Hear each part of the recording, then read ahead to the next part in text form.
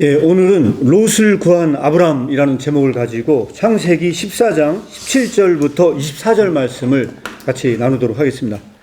창세기 14장 17절부터 마지막 절까지입니다.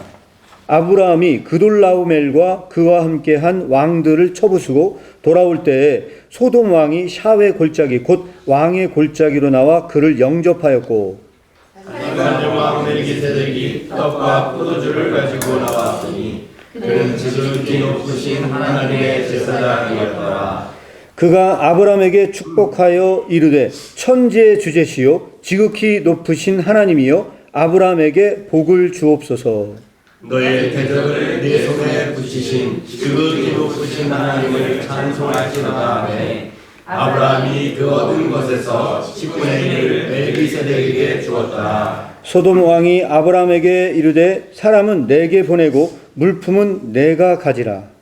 아브라함이 소돔 왕에게 이르되 천지의 주제이시오 지극히 높으신 하나님 여호와께 내가 손을 들어 맹세하노니 내 말이 내가 아브람으로 치부하게 하였다 할까 하여 내게 속한 것은 실 한 오락이나 들매끈 한 가닥도 내가 가지지 아니하리라.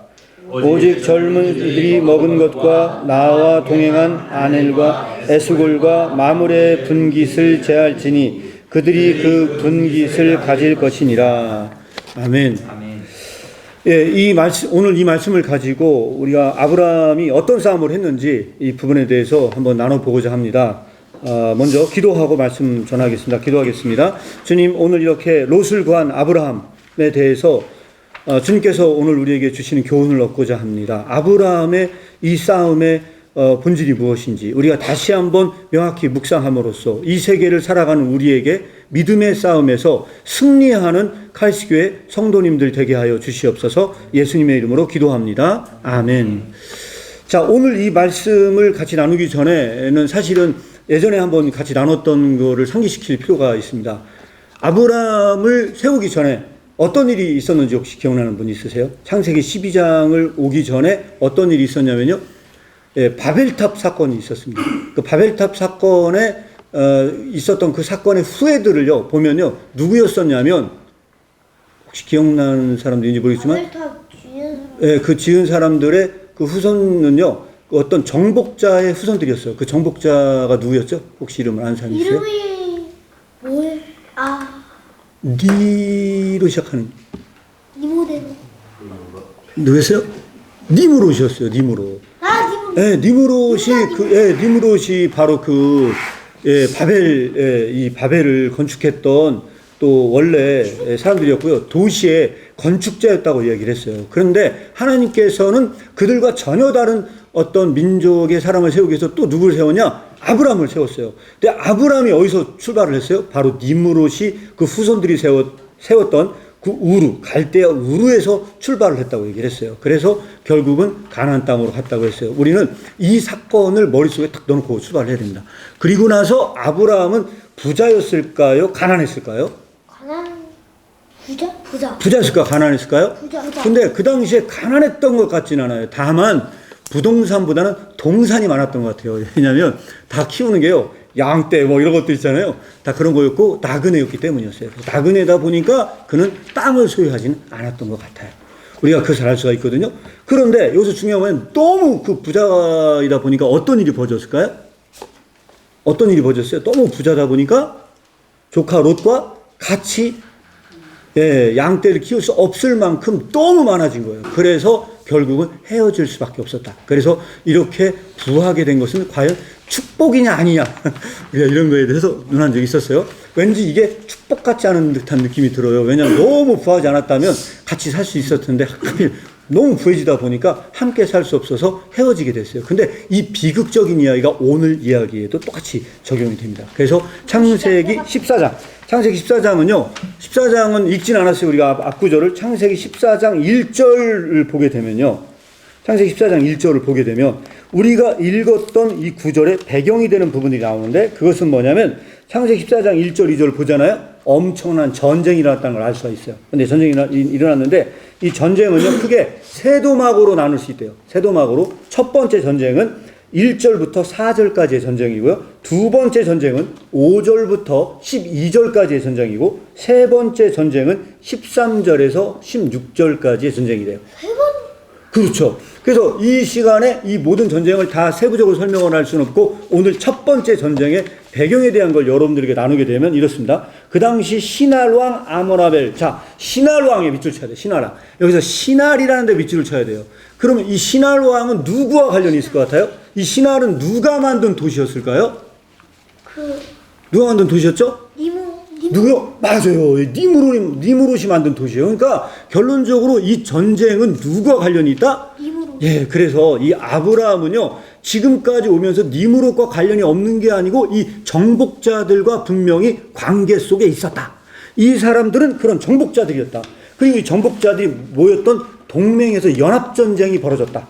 그것은 뭐냐면 엘라살 왕과 아리옥 엘람 왕 그돌라오멜과 고임 왕 디다리, 이 한 5개 되나요? 이 5개 나라가 결국은 정복전쟁을 벌였는데, 누구와 정복전쟁을 벌였느냐? 2절에 나옵니다. 소돔왕 베라와 고모라왕 바르사와 아드마왕 시납과 스보임 왕 세메벨과 벨라 곧 소알 왕과 싸웠다. 그래서 이 연합전쟁이 벌어졌는데 누가 이겼을까요? 누가 이겼을까요?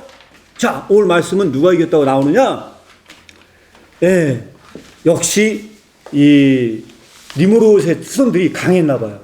이 사람들이 이겼어요. 이겨서 결국은 뭐냐면 첫 번째 전쟁에서 승리를 했거든요. 그리고 났는데 나중에 몇 년이 흘렀을까요? 성경에 보면요. 100년? 예, 13년째 제 13년이 지나서 어디 나오냐면 4절이 나와요. 제 13년이 지나서 한 번 더 배반을 했대요. 그래서 두 번째 전쟁이 일어난 거예요. 두 번째 전쟁이 일어났는데 이때 누가 잡혀가냐? 두 번째 전쟁 때 누가 잡혀가요? 조카 롯이 잡혀가요. 자, 그러면 여기서 중요한 게 있습니다. 조카 롯만 잡혀갔을까요? 다른 가족들도 맞아요. 다른 사람들도 다 묻어서 다 잡혀간 거예요. 그 사람들만 잡아갔을까요? 사람들만 잡아간 게 아니고요. 가축만 잡아갔을까요? 여러 가지 전쟁에서 이긴 사람들이 뭘 잡아가서 물건들 가져갔을까요? 그 가져간 물건들을 뭐라고 하는지 아는 사람? 전리품. 전리품이요? 박수! 한결이 맞췄어요. 전리품. 트로이드도 맨날 계속 나와요. 전리품이었대요. 그래가지고 이게 전리품이에요. 전쟁 때 가져간 물건을 전리품이라고 하는데, 어마어마하게 이게 가져갔을 거예요. 자, 이 부분에 대해서 여기 아무도 이거를 처리할 수 없었어요. 왜냐하면 너무 강력한 국가였고요. 이거는 그럴 수가 없었어요. 그래서 오늘 어느 국가가 이겼냐고요? 바로 니무롯이 후예들이 있던 그 시나랑 암모라벨 있잖아요. 이 사람들이 다 이긴 거예요. 그래서 결국은 뭐냐면 롯이 잡혀간 나라의 그 왕들이 다 굴복할 수밖에 없는 그런 굴욕적인 전쟁이 벌어진 거예요. 그래서 바로 13절부터 드디어 아브라함이 등장을 합니다. 그래서 13절에 보니까 뭐라고 나오냐면 도망자가 와서 히브리 사람 아브라함에게 구하였어요. 아브라함이 아모리 족속 마므레의 상수리 숲을 근처에 있어서 뭐냐, 마므레는 에스골의 형제예요. 또 아넬의 형제라고 했어요. 이들은 아브라함과 동맹을 한 사람들이었다고 했어요. 아브라함과 동맹을 한 사람들이었는데 이때 아브라함이 그의 조카를 사로잡혔음을 듣고 어떻게 했어요?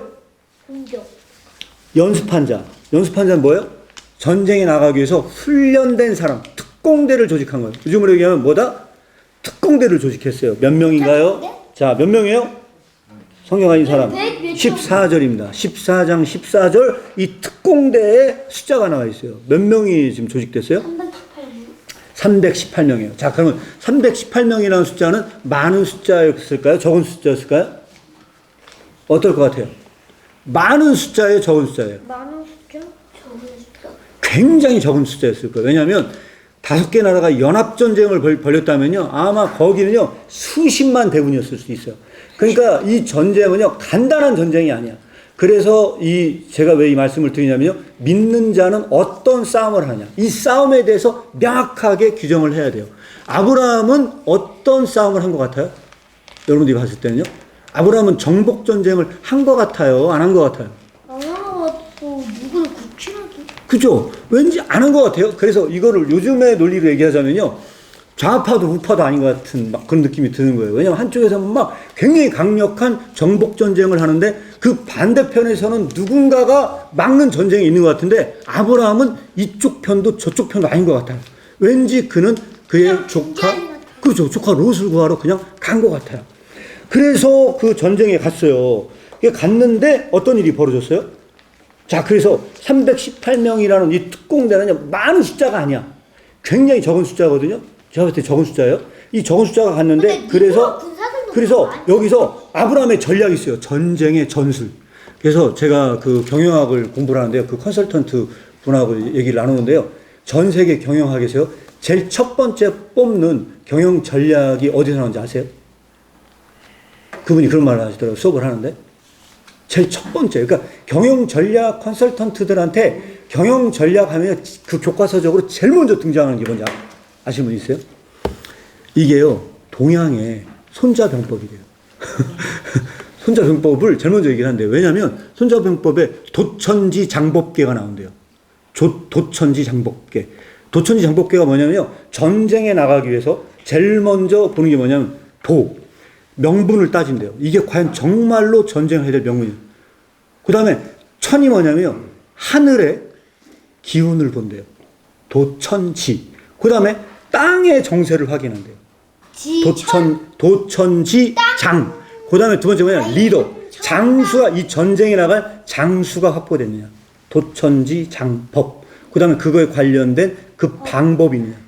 도천지 장법회. 하여튼 뭐 그러지. 그래가지고 이게 경영학에서는 가장 오래된 어떤 전략과 전술을 짜는 가장 오래된 이론이 뭐야? 손자병법이래요. 그렇게 들었어요? 바로 이 부분에 대해서 아브라함이 정확하게 어떤 전략을 짰어요.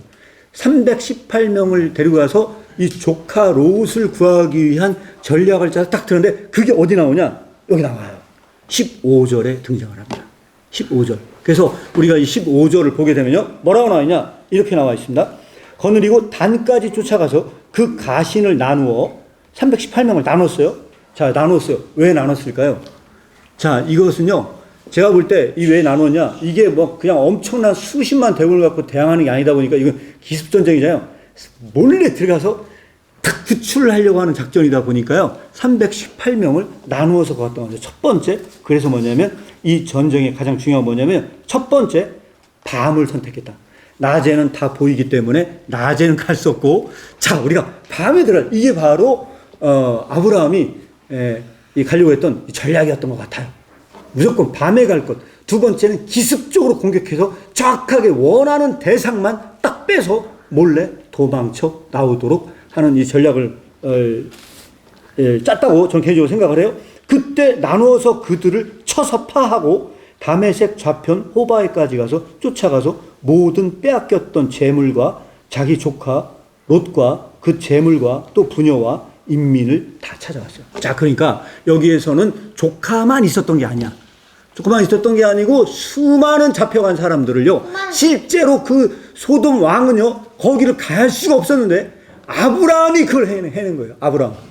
아브라함은 따지고 보면 양측인데 그가 특별히 훈련시킨 사람들, 자, 이게 뭐냐? 이게 바로 아브라함이 이 세상에서 싸웠던 방식이기 때문에 오늘 제가 여러분들에게 이것을 소개를 했습니다. 그래서 전반적인 우리가 17절 이후에 나오기 전에 배경을 제가 여러분들에게 설명을 드렸어요. 자, 지금부터 퀴즈를 내도록 하겠습니다. 퀴즈. 중요한 퀴즈예요. 자, 그래서 이 조카로 잡았거든요. 잡았는데 첫 번째 질문이에요. 첫 번째 질문은 이겁니다. 무슨 마음으로 아브라함은 조카 롯을 구하러 갔을까요? 자, 어떤 마음인지 성경은 나오지 않아요. 우리는 단지 상상만 할 뿐입니다. 그런데 여러분, 조카 롯은 어떤 사람이었어요? 아브라함은요, 권리를 포기했던 사람이었어요. 왜? 아브라함은 자기가 땅을 먼저 선택할 수 있는 권한이 있었음에도 불구하고 먼저 조카 롯에게 땅을 선택하라고 할 때 가장 비옥한 땅을 조카 롯이 선택을 했어요. 만약에 아브라함이 이런 생각을 가졌다면, 자, 아브라함은 나쁜 녀석, 결국 가장 좋은 땅은 지가 차지하고 이렇게 하면서 그런 마음을 가졌다면 아브라함은 과연 조카 롯을 구하러 갔을까? 안 구한 것 같겠죠. 그죠? 그럼 어떤 마음으로 갔을까? 자, 형님, 어떤 마음으로 갔을까? 안 구하고 그냥 가만히 넣을 것 같은데. 네. 그럼 여기서 우리는 조카 롯을 어떤 마음으로 조카 롯을 구하러 갔냐? 이게 제일 중요한 겁니다. 롯을 사랑하는 마음으로. 롯을 사랑하는 마음으로 박수! 자, 나리는 어떻습니까? 나라고. 똑같아요? 나라는. 네, 다 똑같아요? 자, 어떤 마음으로 구하러 갔는가를요, 그렇게 얘기하면 별로 재미가 없잖아요. 재미가 없는데, 오늘 여러분들에게 힌트를 하나 넣어드렸는데, 이거만 얘기하기도 사실 굉장히 이게 많은 내용이어서, 혹시 궁금한 분들 있다면요, 유튜브 영상을 나중에 치시고 확인해 보시면 됩니다. 혹시 이거 아십니까? 영국의 탐험가 셰클턴을 아시는 분, 흔들어 보세요. 이름만 들어봤어. 아, 이름만 들어봤어요? 영국의 탐험가 셰클턴. 다 모르시는군요. 그러면 한번. 예, 남극 탐험을 했던 사람이에요. 아문센은 혹시 아세요? 아문센은 예, 남극 탐험에 성공을 했잖아요. 예. 아무나 스쿠키지. 그래요? 알아요? 그거 맞냐? 네. 네. 현대식 성에 끌고 개설에 끌고. 근데 갑자기 모터가 얼어가지고 못 가고. 네, 그런데 이 셰클턴은요, 아주 비극적인 인물이에요. 왜냐하면 이 사람은 대단한 사람인데 젊었을 때 죽었던 것 같아요. 그리고 나서 결국은 나이가 50세가 되기 전에 47세인가에 죽었대요. 근데 이 사람 누구냐? 남극 탐험을 갔는데 결론적으로 실패를 했어요. 대실패를 했어요. 이 사람은 절대 남극 탐험에 성공을 하지 못했는데 그럼에도 불구하고 전 세계에서 이 사람 하면요, 가장 좋은 예를 하나 드는 이유가 있어요. 이게 저는 아브라함과 관련 있다고 생각을 해서 여러분들에게 보여드렸습니다. 자, 이 사람은 그럼 어떤 실패를 했는지 혹시 제가 말씀을 드리면 이렇습니다. 이 셰클턴은요, 사실은요, 남극 탐험을 가려고 했을 때가 1차 세계대전 기간 중이었대요. 그래가지고서 지원을 받고 갔긴 갔는데 가자마자 어떤 일이 벌어졌냐면 바다가 다 얼어버린 거예요. 얼어버려가지고 바닷속에 그 배에 거의 1년 동안 갇혀 있었대요. 1년 동안 갇혔는데 결국 어떻게 벌어냐? 계속 얼면서 결국 뭐냐면 이 배를 조여오기 시작하면서 결국 배가 다 으스러져서 박살나버린 거예요. 결국은 뭐냐면 배를 잃어버리고 돛담배 그냥 조그만 배 3개를 가지고 내렸는데 얼마 전에 겨울이 오기 시작하면서 저 사람들이 이제 다 죽게 생기는 상황이 왔대요. 그래가지고 목표는 뭐냐면 이 남극을 정복하는 게 목표였대요. 정복하는 게 목표인데 이 셰클턴이 그때 갑자기 목표를 바꿨대요. 네? 목표를 바꿨는데 그 목표를 바꾼 건 뭐냐? 이게 그래서 전략과 전술에서 그 리더가 얼마나 중요하냐? 셰클턴은요, 그때 정복이 중요한 게 아니다. 사는 게 더 중요하다. 그래서 목표를 수정해서 뭘로 변경을 했느냐? 모든 대원이 단 한 명도 죽지 않고 귀환하는 걸 목표로 했대요. 그래서 그 목표를 귀환하기 위해 했는데, 조그만 이 남극의 무인도 섬에서는 도저히 살 수가 없는데, 진짜 처음에 대원을 뽑았을 때 5,000명이 왔는데 그 중에 27명을 뽑았고요. 27명인가의 대원이 저기 불시착했을 때 사람을 구하기 위해서 진짜 사람이 사는 곳으로 가야 하는 그곳에요. 저 추운 바닷가에 진짜 조그만 배 하나 타고 가는 건 목숨을 거는 행위였는데 5명이 그 배를 타고 가면서 침낭도 다 젖고 그 한겨울에 얼마나 좋겠어요. 그래서 사람이 사는 섬에 갔는데 더 중요한 건 갔는데 사람이 사는 곳이 아니고요. 그 반대편에 도착을 했대요. 그래서 산을 몇 개를 넘어야 되는데 그 몇 개를 넘어가면서 동상이 걸려서 손가락도 자르고 하여튼 굉장히 고생을 많이 했나 봐요. 발가락도 자르고 그 대원들도 다 고생하고 해가지고요. 이 역사는 위대한 실패로 읽혀져요. 왜 위대한 실패냐? 그러면서 한 달 이상이 걸렸는데 거기 있는 사람이 단 한 명도 죽지 않고 모든 사람이 귀환을 했대요. 근데 그때 같이 경쟁을 했던 사람이 있었나 봐요. 다른 리더. 이제 남극을 정복하기 위해서 같이 갔던 그 리더는 어떤 일이 벌어졌느냐? 그 리더들은요, 정복하겠다는 욕심을 가지고 갔다가 모든 사람이, 그 대원의 모든 사람이 한 명도 살지 못하고, 셰클턴 말고 다른 그 경쟁관계에 있었던 그 리더들은요, 그 대원과 함께 남극에서 죽을 수밖에 없었대요. 자, 그러면 여기서 롯은 아브라함이 조카 롯을 구할 때는 어떤 마음이었다고 생각을 하십니까? 저는 이 스토리를 보게 되면요, 아브라함은 목표는 저는 딱 하나였다고 생각을 합니다. 아브라함은 재물에 욕심이 없었어요. 나중에 우리가 더 살펴보면 알겠지만 그는 오직 딱 단 하나의 목표를 가지고 있었던 것 같아요. 셰클턴처럼. 사람을 살리는 것 외에는 조카 롯만 있는 게 아니고 아마 나중에 우리가 보면 알잖아요. 그 다 망해가는 그 성읍을 멸하시겠습니까? 할 때 의인을 위해서 아브라함은 하나님과 딜을 합니다. 이게 아브라함의 기본적으로는 각인 성품이다. 이것이 바로 아브라함이 믿음의 싸움을 한다. 이 믿음의 싸움은 아브라함은 정복전쟁을 하려고 하는 게 아니고 정말로 생명을 구하고자 하는 이 싸움 외에는 없었다. 저는 개인적으로 이렇게 말씀을 드릴 수 있을 것 같습니다. 세크턴이 어디다고 그러는데? 자, 셰클턴은요, 다른 사진이 있는데 이건 전체 대원들 살아온 사람들의 대원의 사진을 제가 넣어드렸습니다. 궁금한 사람은 유튜브를 통해서 확인해 보시기 바랍니다. 자, 넘어가겠습니다. 두 번째 질문입니다. 아브라함이 11조를 멜기세덱에 준 이유는 무엇일까요? 그래서 이것은 오늘 본문을 자세히 살펴봐야 돼요. 그래서 17절 이하를 보게 되면 아브라함이 그돌라오멜과 그와 함께 왕을 파하고 돌아올 때에 소돔 왕이 사회 골짜기에서 나와서 그를 영접했어요. 자, 얼마나 좋아했겠어요. 왜? 아브라함은 중요한 뭐냐면 그 다 빼앗긴 백성들과 전리품을 다시 찾아가 온 사람이에요. 얼마나 좋았겠어요. 그러니까 결국은 이 소돔 왕이 나온 거예요. 그런데 여기에 왕이 두 명의 왕이 등장을 해요. 두 명의 왕이 등장을 하거든요. 한 명은 살렘 왕이 있고요. 살렘의 왕이 있고 하나는 소돔 왕이에요. 살렘의 왕은 멜기세덱이고 그 다음에 이 소돔 왕은 누굴까요? 소돔 왕이 베라입니다. 베라.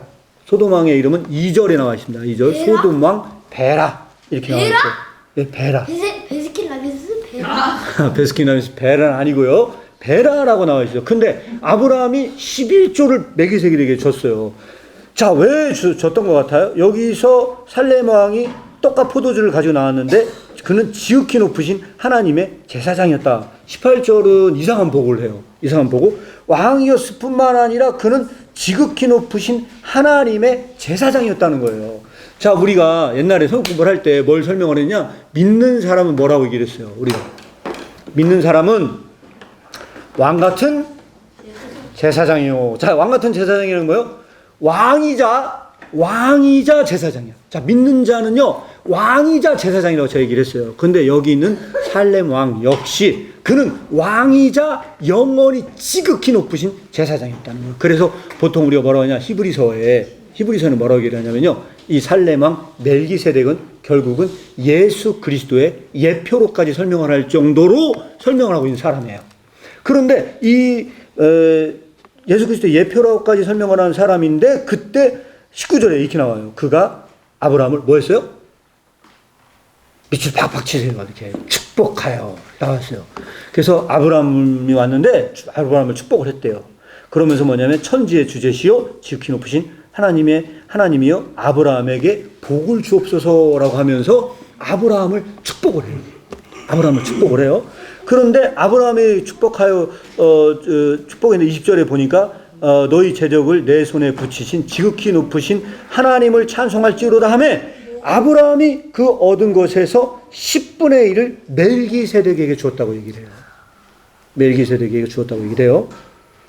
자, 힌트 들어갑니다. 자, 왜 11조를 멜기세덱에게 준 것일까요? 라고 했는데 여기에서 이런 말이 나와요. 사무엘상 8장 15절에서 17절을 보니까 그가 또 너희의 곡식과 포도의 소산의 11조를 거두어 자기의 관리와 신하에게 줄 것이며 그가 또 너희의 노비와 가장 아름다운 소년과 나귀들을 끌어다가 자기 일을 시킬 것이며 너희의 양의 10분의 1을 거두어 가리니 너희가 그의 종이 될 것이라. 자, 이거는 뭐에 대한 이야기를 하냐면 이스라엘 민족들이 하도 왕을 달라고 하니까 그래 왕 줄게 하면서 만약 니들이 왕을 세우면 그 왕이 너희 양 때 10분의 1을 걷어갈 거라는 얘기예요. 이거는 뭐처럼 들리냐면요, 11조의 의미가 그 왕에게 굴복한다는 의미를 지닌 것 같아요. 느낌이 그런 느낌인 것 같아요. 요즘으로 얘기하면 마치 뭐처럼 느껴지냐면요, 국가에다 세금 내는 것 같아. 느낌이 약간 그런 느낌으로 이게 서술되어 있단 말이에요.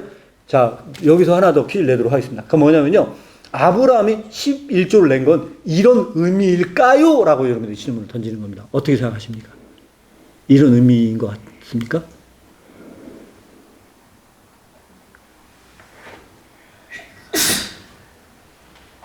자, 이런 의미인 것 같아요? 제가 봤을 때 이런 의미 같지는 않거든요. 그래서 제가 이 말씀을 드립니다. 아브라함이 11조를 낸 건 이런 의미는 아니었을 것이다. 그래서 제가 결론을 짓고 넘어가겠습니다. 이 질문에 대한 결론 이겁니다. 하나님이 하신 일을 인정한 것이다. 이거는 그런 의미가 아니고 11조를 낸 것은 결국 이것은 뭐냐면 이 모든 것은 하나님이 하신 것이고 결국은 그 인정과 감사와 예배를 포함하고 있는 것이 이 11조이지 않겠느냐라고 하는 게 저 개인적인 생각입니다. 그래서 결국 아브라함은 그렇기 때문에 멜기세덱에게 11조를 했고요. 이게 바로 이런 의미를 지닌다. 자, 구약에서요. 11조를 하라는 게 구약에 명령이 없잖아요. 그런데도 불구하고 11조를 창세기에 한 사람이 최초로 한 사람이 누구냐? 아브라함 같아요. 그 다음 누가 있을까요? 그 다음 야곱이에요. 야곱. 야곱이 28장에 야곱이 11조를 해요. 그래서 우리가 28장의 마지막 절에 맨 마지막 절 22절에 보잖아요. 그럼 뭐라고 나오냐면 내가 기둥으로 세운 이 돌이 하나님의 전이 될 것이요 하나님께서 내게 주신 모든 것에서 10분의 1을 내가 반드시 하나님께 드리겠나이다 하였더라. 자, 그래서 뭐냐면 아브라함이 11조를 드렸고요.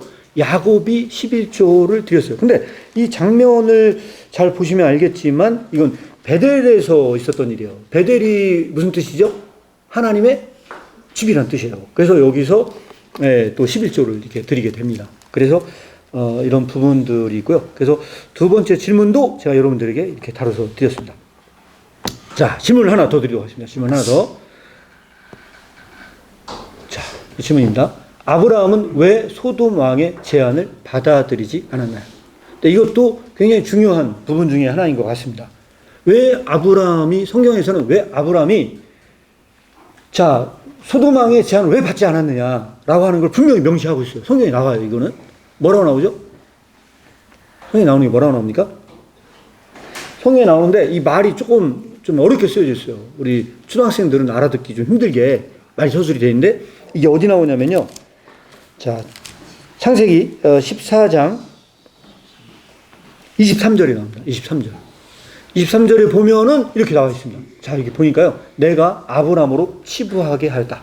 자, 이 말은 뭐냐면요. 소돔 왕은요. 영접을 했죠. 영접을 했는데 소돔 왕은 이렇게 제안을 합니다. 어떻게 제안하냐? 야, 누구야? 조카 롯뿐만 아니라 그 잡혀갔던 사람들, 그 사람들은 다 나 줘. 그런데 중요한 건 너 고생 많이 했어. 전리품 네가 뺏어온 거 너 다 가져. 하고서 거기는 모든 재물과 재산을요. 전부 다 아브라함한테 줬어. 이거는 우리 거 뺏어간 거니까 다 내 거야.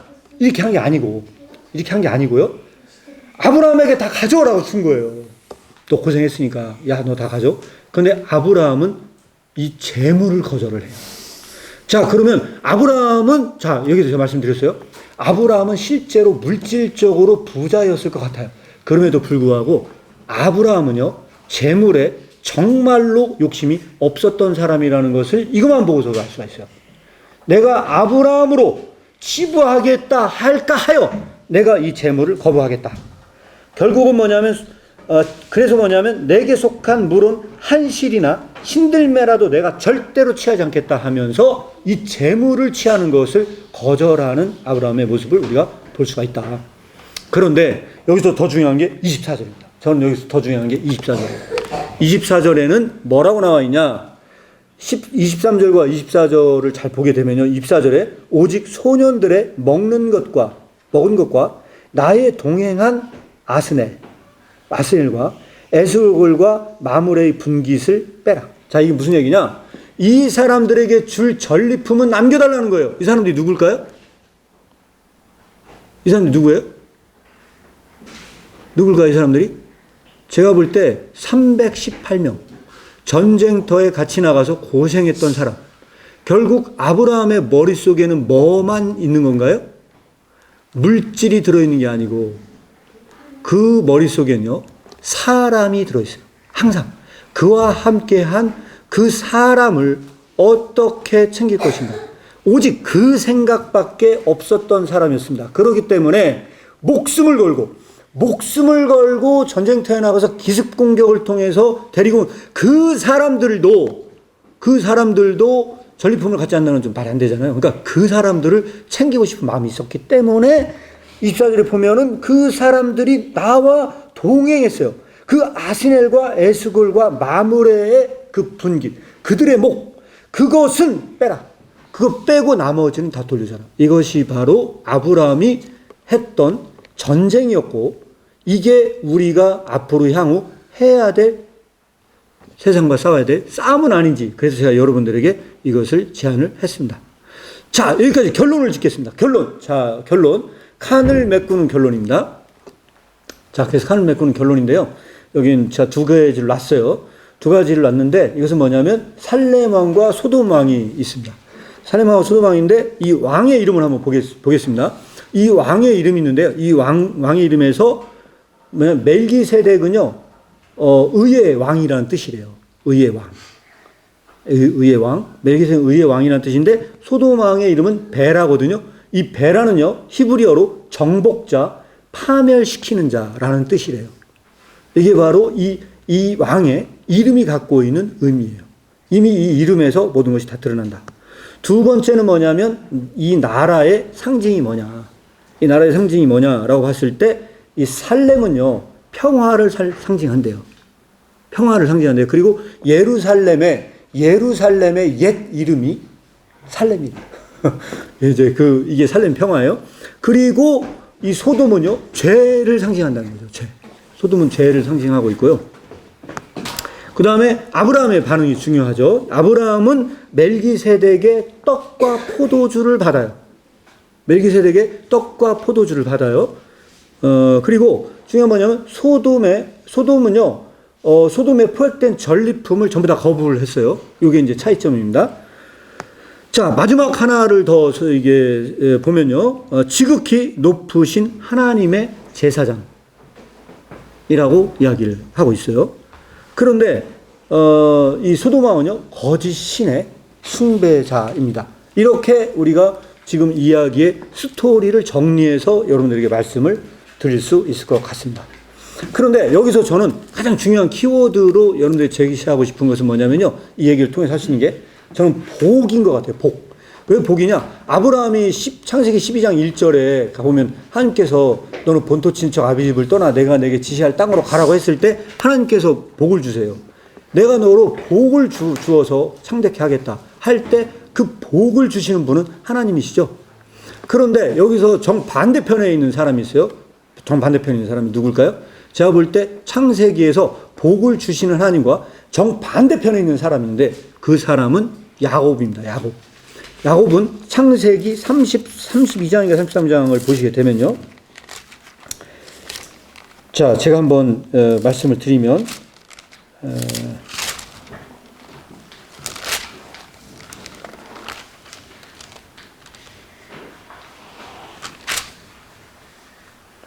창세기 32장에 나옵니다. 창세기 32장에 26절에 보면 그 사람이 가로되 야곱이 이제 그 한도뼈가 부러지면서 천사와 씨름할 때 그때 야곱이 당신이 내게 축복하지 아니하면 내가 가지 않겠나이다.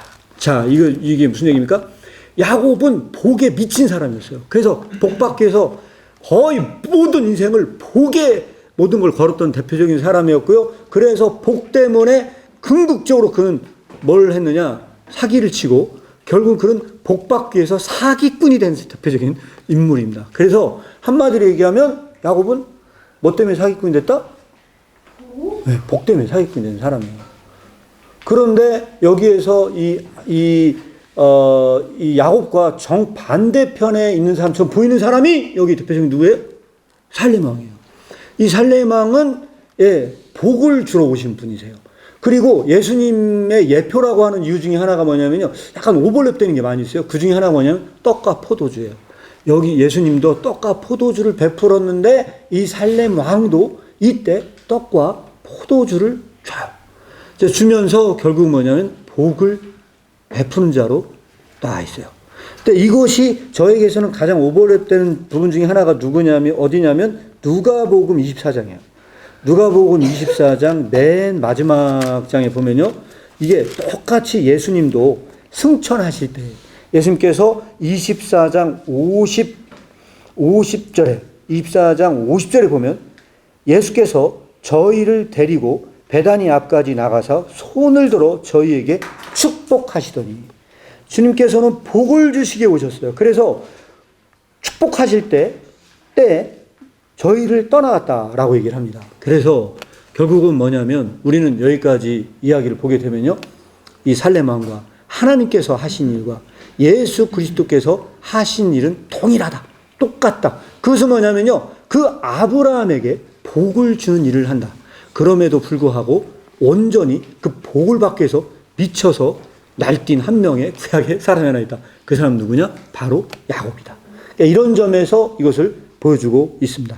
그래서 예수님은 축복의 말을 남기시고 복을 주시기 위해서 오신 분이십니다. 자, 여기까지 우리가 이 이야기를 정리를 하겠습니다. 여러분들의 삶과 우리의 삶은 지금 어떤 싸움 가운데 있는지요? 여러분들은 얼마나 세상 가운데 아브라함과 같은 모습을 갖고 있는지요? 우리 자신을 한번 돌아봐야 한다고 생각을 합니다. 그리고 여기 계신 모든 분들에게 아브라함처럼 그의 목표를 변화시켜서 한 생명을 구원하는 데 중심을 둬야 되는 것이 좀 믿는 자라고 생각을 합니다. 왜? 믿는 자는 이 지상의 생명을 구하는 게 아니고 아까 셰틀턴처럼 어떤 그 사람들의 배에 탄 사람들의 생명을 구하는 것이 아니고 영원한 생명을 구하기 위해서 헌신한 자들이라고 생각을 합니다. 그런 점에서 우리는 이 세상에서 싸워야 하는 그 싸움은 달라야 한다. 그래서 여러분들에게 기도 제목을 드립니다. 아브라함의 길로 갈 수 있도록 이 시간에 다 같이 기도 한번 하시면 좋을 것 같습니다. 아브라함과 같은 마음을 허락해 달라고 기도해 주셨으면 좋겠습니다. 약속의 말씀을 붙들고 살아갈 수 있도록 그렇게 기도해 주시면 감사하겠습니다. 계속해서 지체들을 위해서 기도해 주시면 감사하겠습니다. 특히 요즘에 환절기여서 이게 감기 때문에 또 고생하시는 분들이 계십니다. 위에서 또 기도해 주시고 또 몸이 연약해서 지금 고통받고 있는 분들 계십니다. 생각나는 대로 기도해 주시면 감사하겠습니다. 이 시간 잠깐 음악이 나올 때 기도하고 오늘 모든 말씀을 마무리하도록 하겠습니다.